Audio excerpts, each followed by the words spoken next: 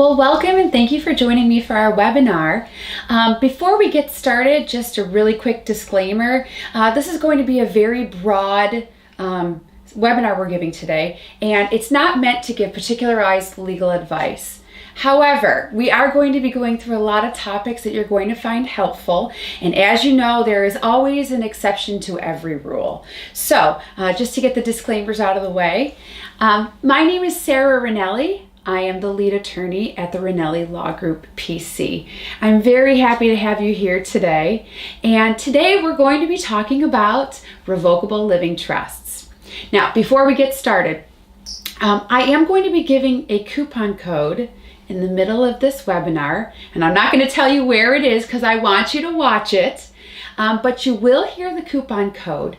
The coupon code will entitle you to receiving these services, the entire trust package, for $699.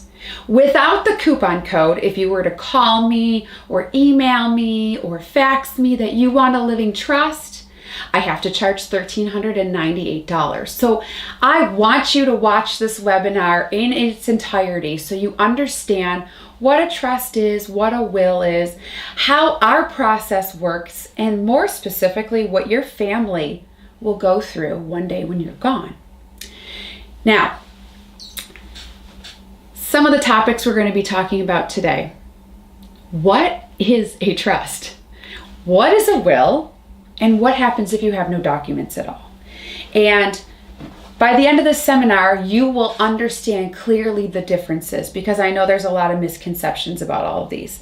And I know some of you have an existing living trust, but we're going to go through the definitions one more time because I want to be sure that you understand all of the moving parts. And I know your old attorney may have told you, he may not have told you, you may have forgotten, but I want everybody on the same page, okay? So, a little bit about me before we get started. I went to Whittier Law School, which is in Costa Mesa, California. I am a California bar licensed attorney. I was sworn in June 2013, so I've been doing living trusts for a while. As a matter of fact, I have probably drafted easily over 1,500 living trusts in my career. And I know everyone thinks that their family has more skeletons, more problems, more drama than everyone else's family.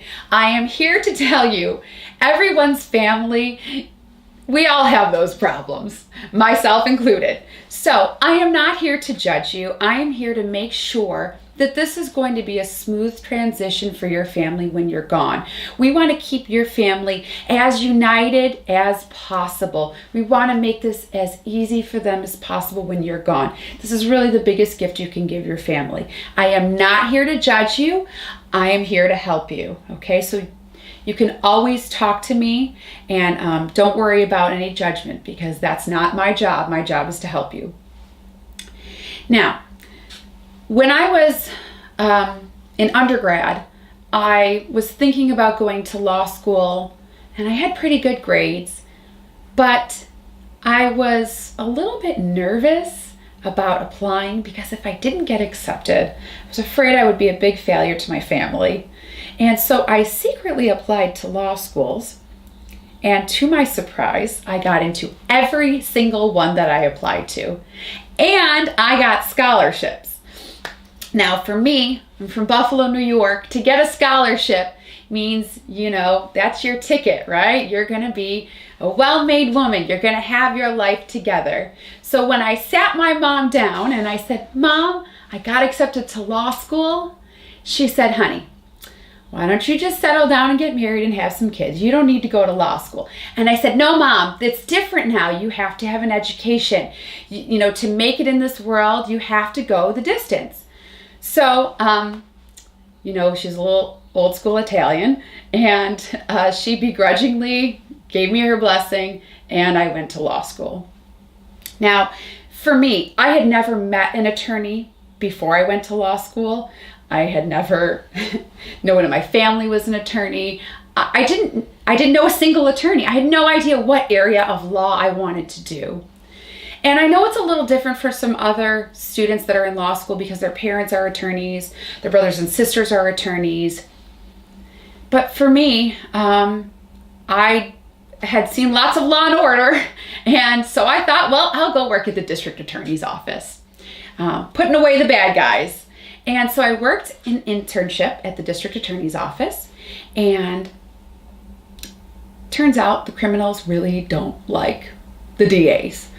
And I felt very unsafe. So I worked at the public defender's office, helping the unjustly accused. And they didn't particularly like me very much either. So I thought, I want to do an area of law that's more peaceful and happy and welcoming and friendly. So I took an externship with a woman who worked in Newport Beach, and she was in the penthouse overlooking the ocean in a beautiful office, and she would meet with the client and give me the paperwork, and I would type the trust. Now, as you may have guessed, trusts are templates. I have lots of templates for lots of different situations, but largely they're all templates. Every attorney uses templates. She would meet with the client, she would give me the information, and I would type the living trust. I would hand it to her for her to review, and it would go out the door. And one day she said, would you like to sit with me in the meeting I have with my next client, and you can see how I interact with clients? And I said, of course, I want to learn everything. So she met with a retired doctor, and she brought him into the office, and like I said, it was a beautiful office overlooking the ocean. It was quite the experience for the client. And she asked him all these questions about his family and about his real estate and about his bank accounts and who he wanted to inherit his assets when he was gone, who he wanted to take care of him when he was sick. And at the end of the consultation, she gave him a quote to do his living trust. And she said, for you, doctor, I'll charge you $10,000. And he said, okay. And as you can imagine, my jaw hit the ground because I had no idea people charge that much for a living trust.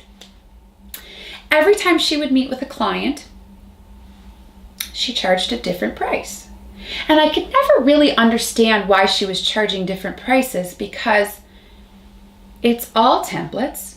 It doesn't matter if you have lots of kids or one, lots of homes or one, lots of bank accounts or one. The templates are always the same and it takes the same amount of time. I realized she was charging them based on their finances. She asked them about their finances before she gave them the price. Now, some of you have investigated living trusts, and you know the average price is $3,000. Some are $2,000, some are $5,000, but the average is about $2,000, $2,000 to $3,000. Now, a lot of attorneys charge based on what they think the client can afford. Our law firm is not that way. We charge $699 to everyone that goes to the seminar or watches the webinar, no matter how big or small your estate is. I don't care if you are have very little equity in the house, it's still got a mortgage, or if you are, a multimillionaire. It's the same price, $699. Now, when you charge $699 for a living trust, people line up for them. They tell their friends, they tell their family. So largely we work on referrals a lot. I meet with a lot of realtors and the nurses associations and the guys at Metro on the weekends, and I talk to the Teamsters and the VAs and the police departments and the fire departments, and we give these lectures, these seminars, en masse because we are disseminating the same information to multiple people at a time, so I don't have to meet with you one-on-one to go over these basic things. Now, because I don't have to meet with the client one-on-one to go over exactly what I'm going over right now with you, we can keep the price down. So, at this point, like I said, I have seen it all. We've written lots and lots of living trusts. Of course, I have a full staff of paralegals, secretaries, marketing, full fleet of notary publics. I have attorneys that are also at the law firm. We are ready for you, and we are happy to have you as our next client. So, let's talk about trusts. Now, in order to explain what a trust is, I want to take a step back and talk about what people used to do back in the day, the old school thought. And as you may know, back in the day, everyone said, you need a will, right? Everyone used to talk about wills. Now, I'm going to put a picture of my parents up on the screen right now, and I'm going to use them as the sample family. Because I love to talk about my parents, and I want you to see their faces, so they're up on the screen right now. Let's say my parents, Sylvia and Dennis Rinelli, wanted to be sure that my sister and I, Denise, inherit everything from them when they're gone, without a problem. The old school idea was you would get a will, sometimes called a last will and testament. Now, my parents hired a local attorney. He charged them a couple $100, and he typed them a will. Here's what the will says. If I pass away, I want my spouse to inherit everything.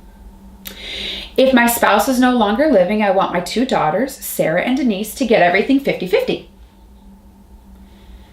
That's it. That's what the will said. Pretty basic, right? So Mom and Dad sign the wills. A couple of the secretaries come in and witness them. Mom and Dad bring home the wills, and they put them in the safe, and they went to bed that night thinking that they had taken care of us. Now, just so you know, a will does not have to be typed. It could be handwritten. That is called a holographic will. That's valid. A will does not have to be written in pen. It can be written in lipstick. A will does not have to have witnesses, but it's much better if it does. So I know some of you at home have a little piece of paper at home that says, this is my will, and it would work. My parents just happen to have hired a local attorney to do it for them. Let's say a little bit of time goes by and my parents do pass away. My sister and I are going to be going through grieving and mourning stages. Like I said, we're Italian, so everyone's got to put their 2 cents in about what we should or shouldn't be doing, but we don't know who we're supposed to listen to. And what's more disheartening is, in my family, we don't talk about finances. We never have. It's kind of taboo to talk about that. So I really don't know if Mom and Dad have money saved. I don't know where. I don't know if they have retirement accounts. I don't even know if the house is paid off. But I know that I need to start trying to figure that out. I decide to go to Mom and Dad's house, and I'm going to start looking through their paperwork and see if I can find any clues. When I went through the house, I went through their mail, their computer, their office, their filing cabinets. I went through every stitch of paper in that house. When I went through the mail, I came across Mom and Dad's Bank of America statements. Mom and Dad had a checking account, and there was money in there. And maybe I can use that money to pay for the bills and the funeral. I also found Mom and Dad's Schwab stock account. I didn't even know Mom and Dad had stocks, but there's money there. As I go through the house, I'm slowly coming across statements. And when I opened the safe, I found the will. In the safe, I also found the title to the cars and the deed to the house. So I'm starting to feel a lot more confident that I have a grasp on the finances. I don't know if I found all the statements, but it's a pretty good start. I decide to go down to Bank of America to withdraw the money that's in the checking and savings. I'm going to use it to pay for the funeral. When I go to the bank, I'm going to bring a couple things with me. First and foremost, I'm going to bring the death certificate because they certainly won't talk to me without that. The second thing I'm going to bring is the statements that I found, my ID, maybe my birth certificate. I'll bring the will that I found, and I will even bring my sister so everybody knows we are on the same page. We're going to take the money out of the account, use it for the bills, and split the rest 50-50. When I explained to the teller that Sylvia and Dennis have passed away, I'm going to put the picture back on the screen here. When I explained to them that Mom and Dad have passed away, the teller says, "Girls, I have some bad news for you. Sylvia and Dennis's names are on the accounts, not yours. Because your names are not on the accounts, you can't access these accounts. These accounts are now frozen. And if you want the money that's in these accounts, you need to go to probate. You need a court order from the probate judge." I tried to show the teller the will, and she said, "Girls, I'm sorry, I can't accept that. You need a court order. Go take the will and bring it to the judge." Now, the whole reason my parents did the will was because they thought that that was going to get us access to their accounts. And it didn't help us. Now, if Mom and Dad had us listed as a beneficiary on that bank account, do you think we would have got the money? We would have got the money. If they had us listed as a beneficiary or a joint owner or a signer, we would have got the money the day we showed up with the death certificates. But do you think anyone at the bank ever asked my parents that? They never asked. And the bank is not required to ask if you want to list a beneficiary. And some banks do and some don't. And some tellers do and some tellers don't. No one had ever asked my parents that, so those accounts were frozen. Now, I know what you guys are thinking. I better start looking at my bank accounts to see if there's a beneficiary, and I do recommend that we do that. But in our situation, it was too late. When I went to cash out Mom and Dad's stock accounts at Schwab, they told us the same thing. Once again, Sylvia and Dennis are on the accounts, not you girls. You need to go to court. And now my sister and I are freaking out. We are starting to sweat because we have no access to Mom and Dad's cash to pay for the funeral and the bills. So, the asset I'm the most worried about, what's the big asset for most families?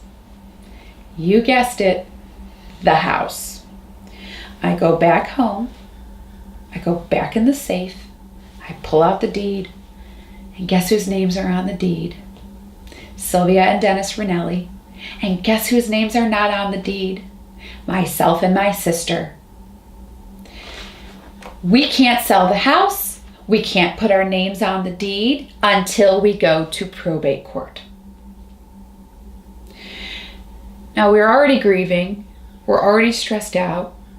And now we have to go to court to talk about Mom and Dad's death, which is emotional. Now, we hired an attorney to help us with the probate.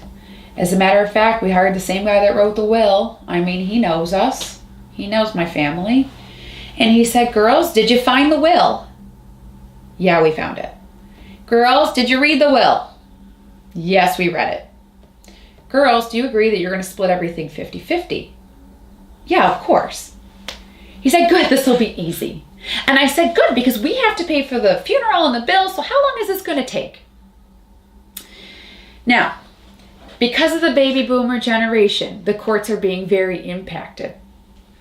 The average court probate hearing, if everybody gets along, and if your attorney's really on the ball, and if the judge is really quick with his calendar and he doesn't have any trials coming up and he doesn't have any vacations coming up, you might be able to get the probate done in a year.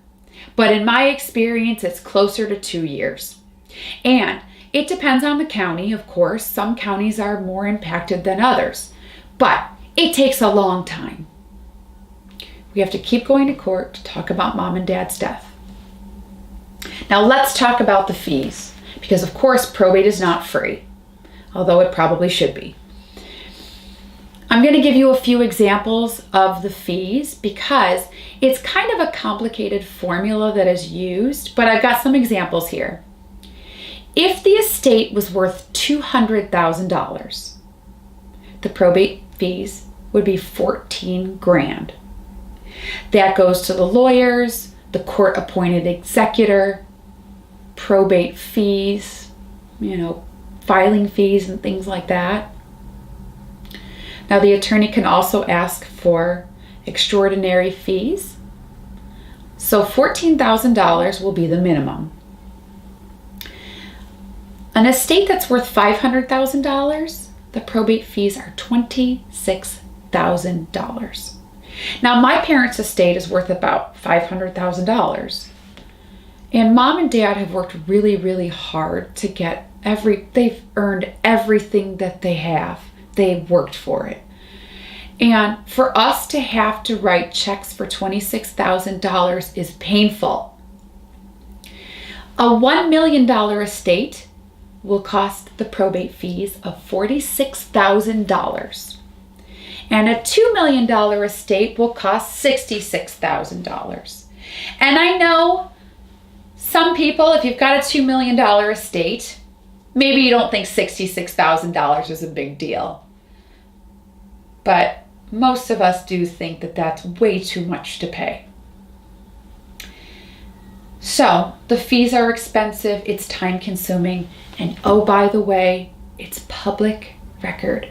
So everyone knows what we're going through, and everyone knows we're going to inherit some money. And solicitors are going to start stalking me and my sister because in the court paperwork it says our names and our addresses and our phone numbers. Oh, and by the way, we have to post a notice in the newspaper that we're going through probate for mom and dad's estate, so any of mom and dad's creditors can come into the probate hearing.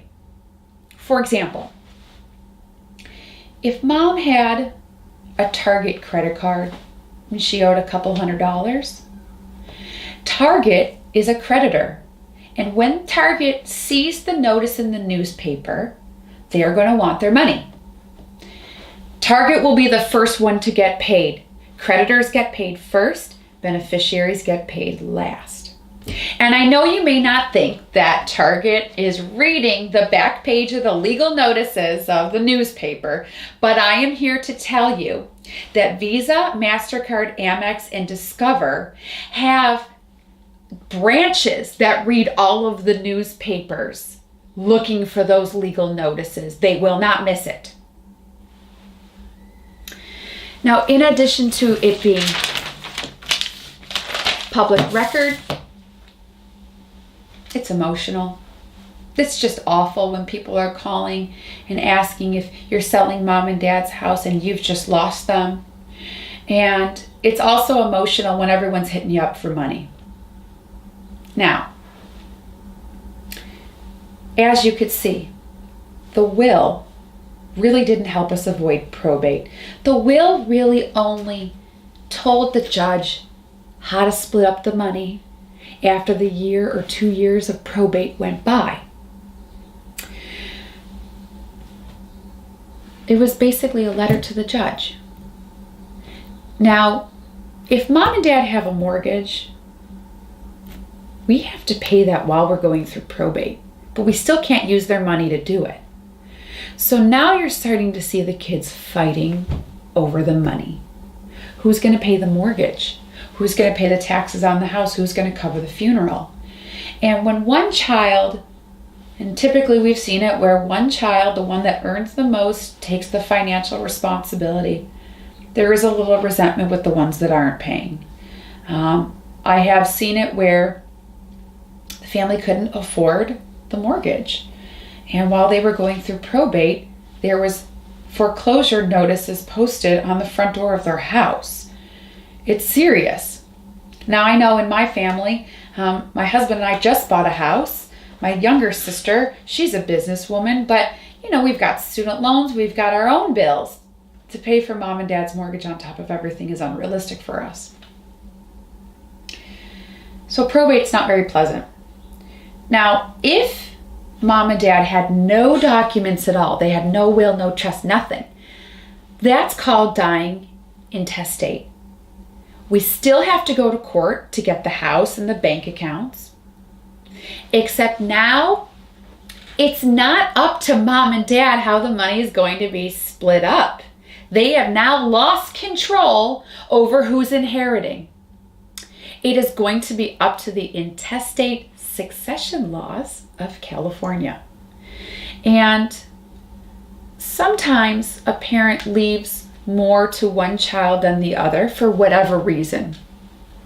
Sometimes it's because one of the children hasn't been around in 25 years, or maybe the one that's inheriting more helped take care of mom and dad when they got sick and this was a repayment. But if you have no documents, you have no say. You still have to go through probate. It's still the same amount of money. It's still public record. It's still time consuming, except now you have no control. So let's talk about a trust. What is a trust? A trust is a legal entity that all of the assets will be placed into so that when you pass away, your family doesn't have to go to probate to transfer things into their names. For example, my parents, and by the way, my parents are fine, they're still living. Of course, they do have a living trust. Mom and dad's living trust is called the Rinelli Family Trust. And when we were setting up the trust, the house, the Bank of America accounts, Schwab accounts, their mutual funds, stocks, bonds, businesses, rentals, timeshares, were all retitled in the name of the trust. For example, on the deed now reads the Rinelli Family Trust. When mom and dad pass away, we do not have to go to court. We do not need a lawyer. Everything we need has been sitting, waiting in the trust binder for years. When mom and dad pass away, my sister and I can go to the bank with the binder and the death certificates, and we can get the money immediately. If we need to sell the house, all we need is the death certificate and the binder, and we can sell the house. So it's a lot faster than going through probate. It's way less expensive. It doesn't actually cost anything past the setup of $6.99. And it tends to keep the family more united because they feel empowered and they know the plan. The plan is specifically laid out in the trust. So, I'm going to go over some definitions now because I want you to be very clear of all of the moving parts and all the players.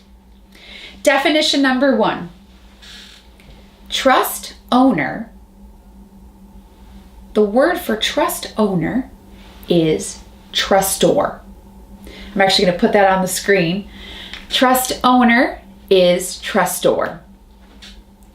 Mom and dad are the trustors. They own the trust. They own all the assets that are in the trust. Okay, definition number 2. The trust manager has a special word. It's called the trustee. Manager, trustee. Now, while mom and dad are alive, they're the managers too. They're the owners and the managers. They are the trustor and the trustee. Definition number 3. This one gets a little tricky. When mom and dad pass away, the word for manager after death is successor trustee. Now, you guys are probably wondering who my parents chose to be their successor trustee. And when I was writing the trust for them, I just assumed that they were going to choose me because I'm the lawyer, I'm the oldest, I'm the prettiest, I'm the funniest, I have the best jokes, I'm the favorite. But Mom said, Sarah, I love you and your sister both, and I want you to work together. I want you to be co-successor trustees.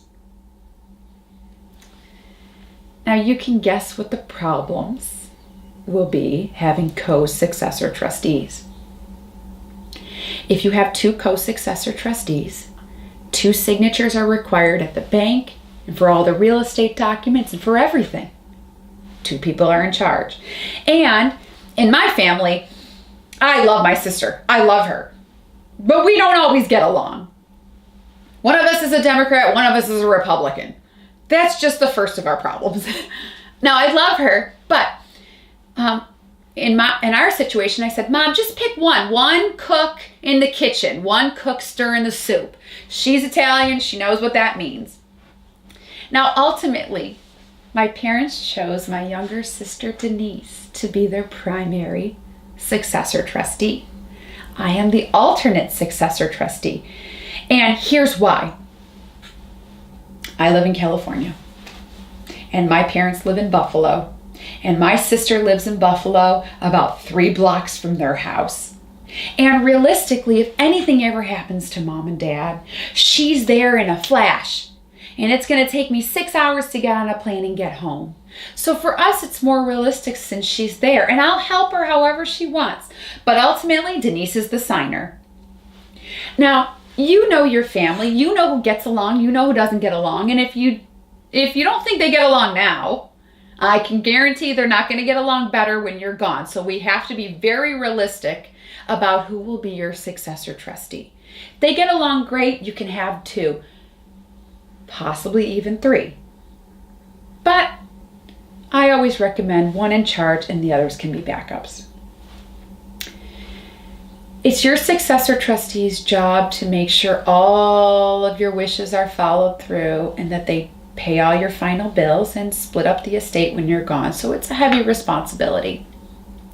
Really, the only rule is they have to be over 18 years old. But we know that they have to be trustworthy and responsible. You have to be able to trust them. That's why it's called a trust.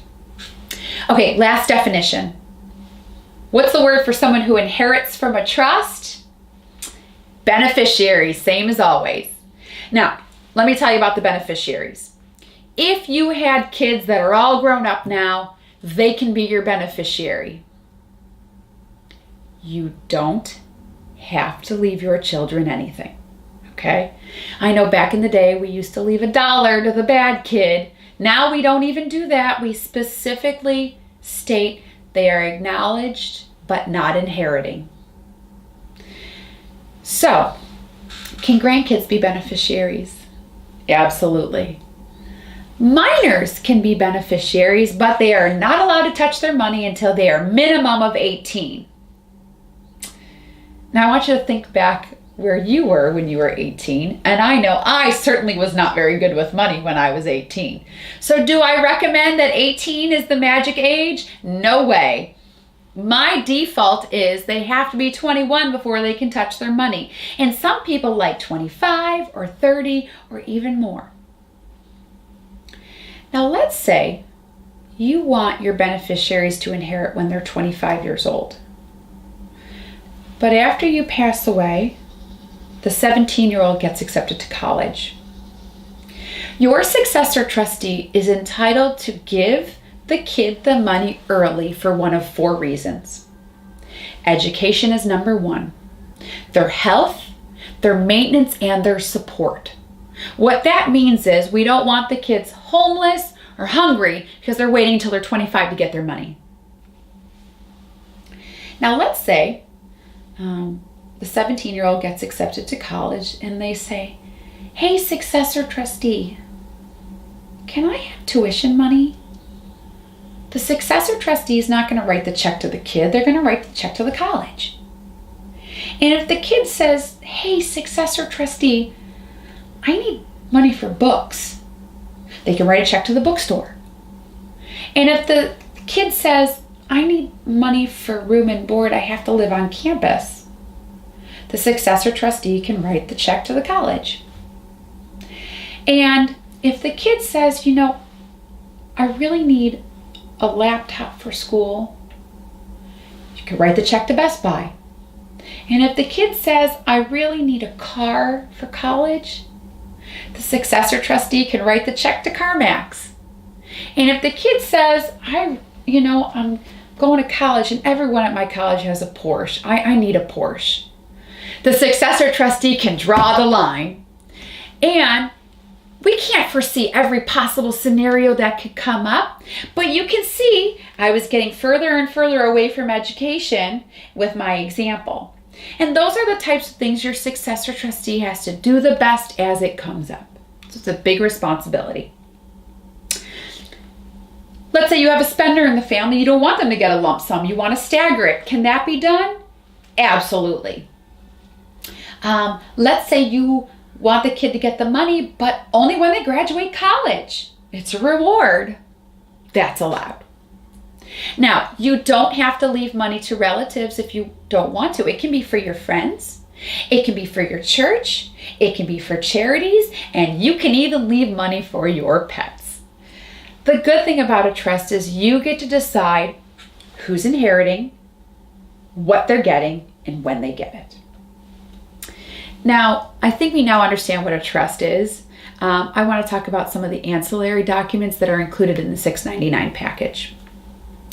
I include a list of all of your assets so that your family doesn't have to go on the same scavenger hunt I was talking about before through the mail and the office and the computers and the filing cabinets and the safe. I want your family to know where all your assets are, because in the event that they don't know that you have this little life insurance at Gerber sure isn't going to come and find your family and give them the money. They're just going to keep the money. So you need to have a list for your family of everything that you have.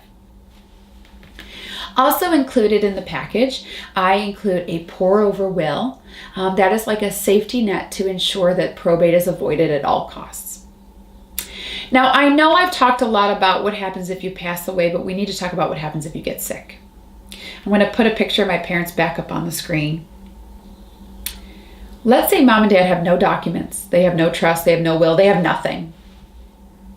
And my dad gets diagnosed with Alzheimer's or dementia. Can somebody with Alzheimer's or dementia sign legal documents? And the answer is no. You must have capacity. You must be of sound mind to sign legal documents. Now, if mom wants to sell the house to put dad in a nursing home, do you think she can do it? Remember, there's two names on the deed, Sylvia and Dennis. Technically, mom only owns half of the house. Dad owns the other half. And mom's the only one that signature is valid. She's the only competent person. She can only sell her half of the house. Dad's half cannot be sold. Mom can't sell the house. No one's going to buy half of a house. If mom wants to sell dad's house, dad's half of the house, she has to petition a judge for permission. This is called a conservatorship. You guys have heard of it before. Mom would have to present documents to the judge that says, Your Honor, we didn't have any trust, we had no will, we had no documents signed before Dennis got sick. He's too sick to sign now. He doesn't have capacity. I need to sell the house. I can sell my half. Can I sell his half too? So now, mom has to deal with a sick spouse, sell a house, and go to court. Oh, and pay out of pocket. And it's not cheap. I've seen the fees everywhere between $2,000 and $150,000 for conservatorship. I don't want your family to go through this. So what the trust says is in the event that you become incapacitated, your spouse with 2 doctor's notes has legal authority to sign for you. And if your spouse can't do it, we have a backup choice and a backup choice and a backup choice. For my parents, it says if Dennis gets sick, Sylvia can sign. And if Sylvia can't sign, Denise is in charge. And if Denise can't do it, Sarah's in charge. And vice versa for moms. Now, I know people always just assume, well, if my spouse gets sick, I can sign, and that is not the case. For you single people that may be watching, I want it to be up to you who's going to do your finances if you can't take care of yourself. Because we've noticed that when it comes to the single people, if that single person has a lot of money, all the kids are fighting to be the conservator. They all want the access to the purse strings. But when the single person doesn't have a lot of money, nobody really wants the job. And it's heart-wrenching. So I don't want your family to go through this. The trust will have documents about if you become incompetent or incapacitated. And I put a financial power of attorney in the binder to say it again. It says it twice in your book. It's that important. The thing about these documents are you have to sign them before you get sick. You have to be crystal clear, sound mind. And I know with Alzheimer's and dementia, you can kind of tell a little bit ahead of time. There's warning signs. The person starts to get a little forgetful, but they're okay for the most part. But there might be time in that situation to prepare for the inevitable incompetency diagnosis. But a stroke and a heart attack, you can't plan for that, right? You have to do this before you get sick.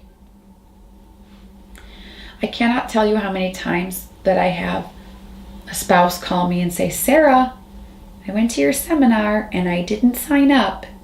And my spouse had a stroke last night and I need that trust now. And my answer is, you're too late. And that's an awful conversation. I hate having it.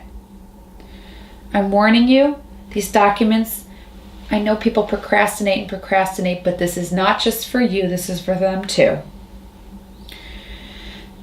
In addition, some of the other ancillary documents I provide are the Advanced Healthcare Directive. And I know your doctor has probably tried to get you to sign this in his office 50 times before, but I'm going to make you sign it because it needs to say if you can't speak, who's allowed to speak on your behalf. And a backup, and a backup, and a backup. Are you resuscitate or do not resuscitate if you're in a vegetative state? If you're incurable, it's irreversible, the burdens outweigh the benefits. Do you want them to let you go? Or keep you on life support? I want it to be your decision. Because it takes the burden off of your kids so they don't have to make that decision when the time comes. In addition, I also include transfer documents to make sure that your assets get into the trust. For example, if you have real estate, even if it's not paid off, I'm going to be providing you with a new deed to make sure that your real estate gets in the trust. I'm also going to be providing you with transfer documents for each one of your bank accounts. Checking, savings, stocks, bonds, mutual funds, money market accounts. If you have the old school bonds, those two, I'm going to be preparing all of the transfer documents to make sure that all of your assets get into the trust. Now, one of the things we also provide is free in-home notarization. The notary is actually going to come to your house to sign the trust.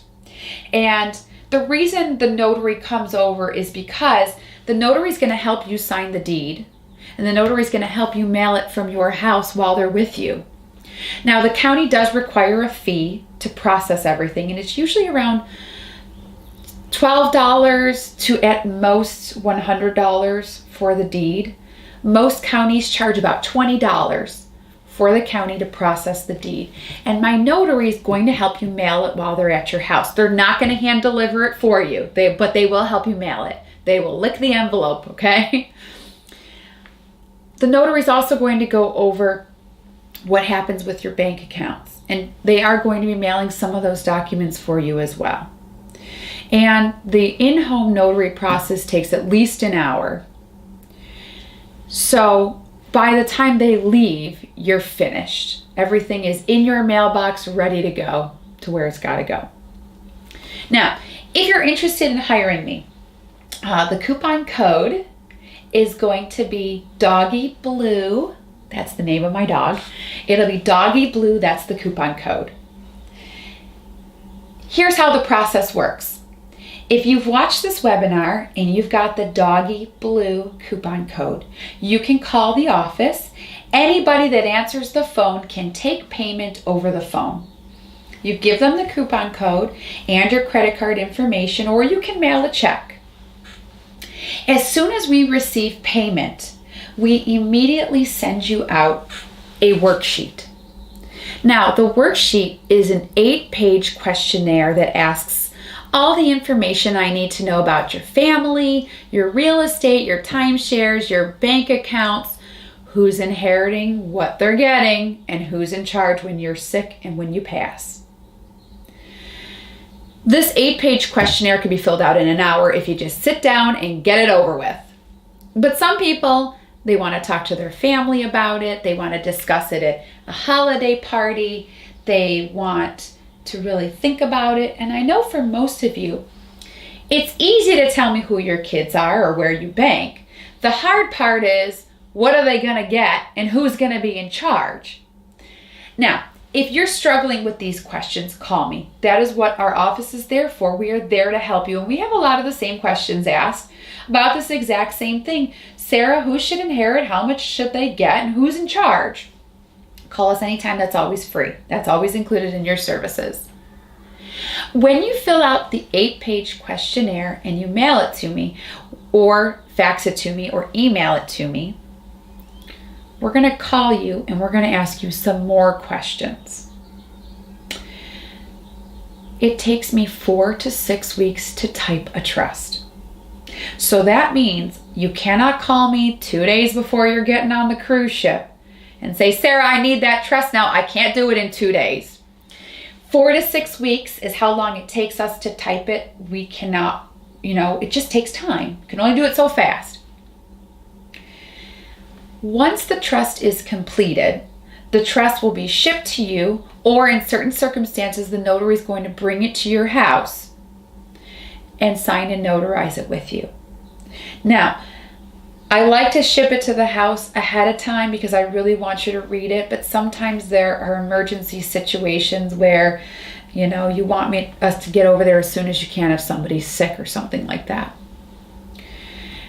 Now, I want you to read the trust, and I know it's not very glamorous reading, but I want you to see what's in there. And in my cover letter, I'm going to be kind of telling you the places I really want you to focus in on when you're reading the trust and when you're reviewing it, because I know a lot of it is legalese. And like I said, it is templates, but I want you to at least give it your best shot to read the whole thing. Now, each trust is customized based on your family.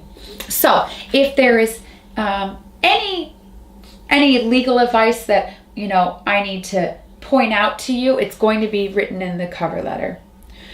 For example, if you have a child in the family that's addicted to drugs or alcohol and you want them drug tested, it's a conversation we need to talk about. We need to talk about exactly how that's going to happen. The notaries will come to the house and sign the trust with you, but it takes them a while to schedule an appointment. We get booked pretty quickly during certain seasons.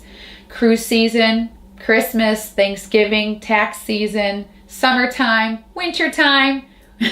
We get booked pretty far out. So it takes me 4 to 6 weeks to type it, and it's going to take a couple more weeks before the notary can come over and notarize it. It's not an overnight process. And if you're running into a medical emergency, I want you to call our office because we can make exceptions to the rule. We do have a rush program. There is an additional charge, but if it's an emergency, call us. So that's how the entire process works. and it's all for $699. Now, one day, when you pass away, your kids may have this beautiful binder in their hands and have no idea what to do with it. They're grieving, they're mourning, they don't know. So in the front cover of your binder, there is going to be a letter that is directed right at your family and at your kids. Kid, if I've passed away, call the office, it's free. They have some things they need to tell you. One of the things I'm going to tell your kid is, or your family members, kid, you need to go to the bank and open a brand new bank account in your name alone and not with your spouse. Here's why I tell them that. Inheritance is not community property. Inheritance is separate property. If your kid inherits money from you and they take your inheritance and they put it in a separate bank account just with their name on it, if they get divorced, they walk with the money.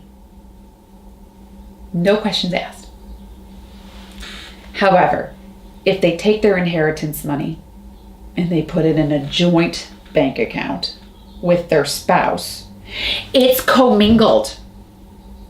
And you can't unring the bell. Once it's done, it's done.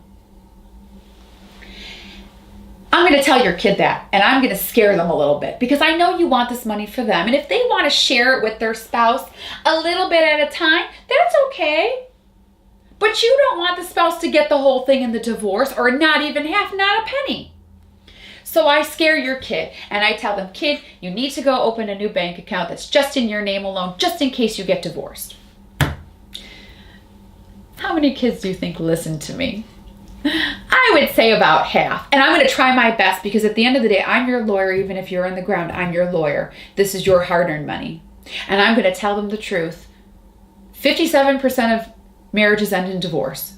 Okay? So, we would be foolish not to deal with it. And once you commingle, you can't unring the bell. One of the other things I'm also going to talk to your kids about is Prop 13. For those of you who have property, you know that when you bought the property, the county is only allowed to raise the property taxes at most 2% every year. But we know that the value of your home has gone up further than that quicker. So my parents, like I said, their house is worth about $500,000. When mom and dad bought it, they bought it for about $100,000. So their taxes were set at the $100,000 basis that they bought it at. Their Prop 13 ensures that they're paying about $1,500 a year in property taxes. Even though the new neighbors that are buying into the neighborhood now, identical units, they're buying it for $500,000 for their house, and their taxes are set at about $5,500. Now, the county would love to charge my parents more for the taxes. They want to charge it for a $500,000 house. They're not stupid. They know how much the houses are worth in California. However, the county is prohibited under Prop 13 rules from raising it more than 2% a year. If the county could reappraise whenever they wanted, who could live here anymore? None of us would be able to afford it. So, as soon as you pass and the county sees your kids' names are put on the deed, they say, goody, a new buyer. We can go reappraise the property and raise the property taxes. And the answer is yes, but not if it's for a child. There is a such thing as a parent to child exclusion form that says, county, you're not allowed to reappraise us. We get our parents' Prop 13. Got to keep the taxes low at what mom and dad bought it at. Now, the parent-child exclusion form is available on the county's website. It's free. It's 2 pages. It takes 20 minutes to fill out, if that. But do you think that the county is going to volunteer that this form exists? Not a chance. So when your kids call me, I'm going to tell them to fill out that form. I want them to call me. It's free for them to call me. And also at the end of the conversation with your children, I'm going to tell them, kid, you need your trust now. They're my next client. So we've done 4 generations at this point, and I look forward to working with you and with your family in the future. So please give us a call at 1-800-232-9455. Call in with the coupon code and let's get you started. And remember, there is a process. So please, guys, stop procrastinating. This is the best gift that you can give your family. And thank you for joining me today.